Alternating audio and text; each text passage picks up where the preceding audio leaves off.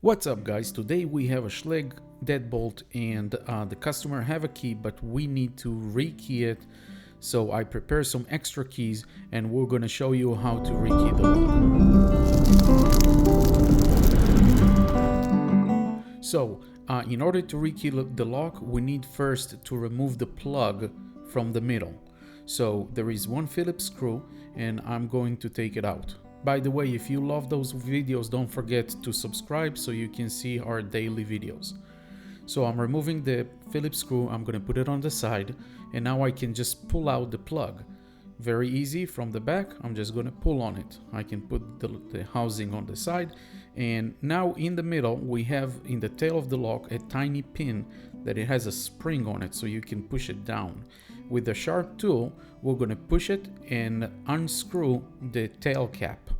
So I'm going to use this sharp tool and I'm going to stick it and unscrew the tail piece. The tail piece have like 3 different pieces. We want to make sure that all of them are staying on the side without losing them. We're going to remove the retaining pin. We're going to remove the tiny spring. We don't want to lose it, so we're going to put it on the side as well. Now we're going to take the original key, the old keys.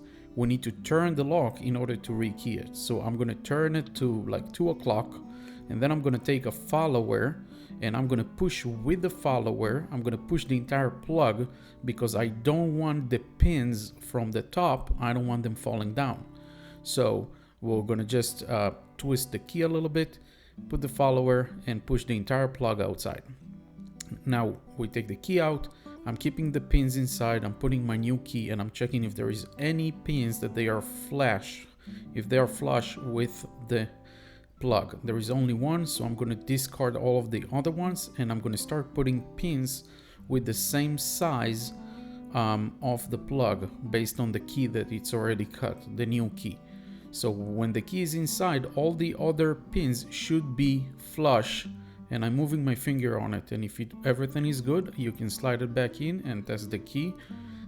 This one feels a little bit tight, so that means one of the pins are too big. So I'm going to put the follower back again.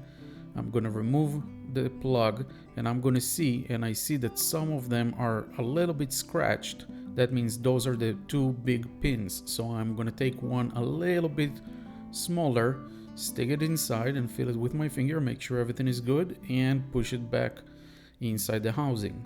I'm going to test the key and everything working perfect. I'm going to test a few more keys because I like to test all the keys that I give to the customer.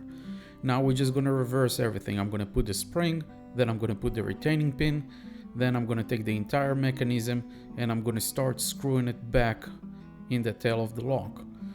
You need to make sure that it's straight, otherwise it's not going to screw together the right way. I'm going to push on the retaining pin and keep screwing it all the way until it's tight.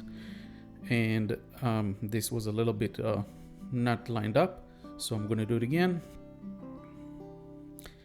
After I start screwing it, I'm going to push it all the way inside, and then whenever you feel that it's tight all the way, I'm going to release it like 3 notches because you want it to turn smoothly.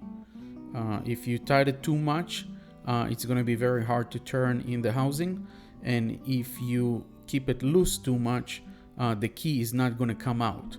So you need to like tight it all the way and then release 3 notches, and then the keys will go in and out no problem. And I'm testing those keys and everything worked the way it should. Thank you very much for watching. If you have any questions about lock rekeying, just write it in the comments and I would love to answer. Don't forget to like and subscribe, and we'll see you in the next one. Thank you.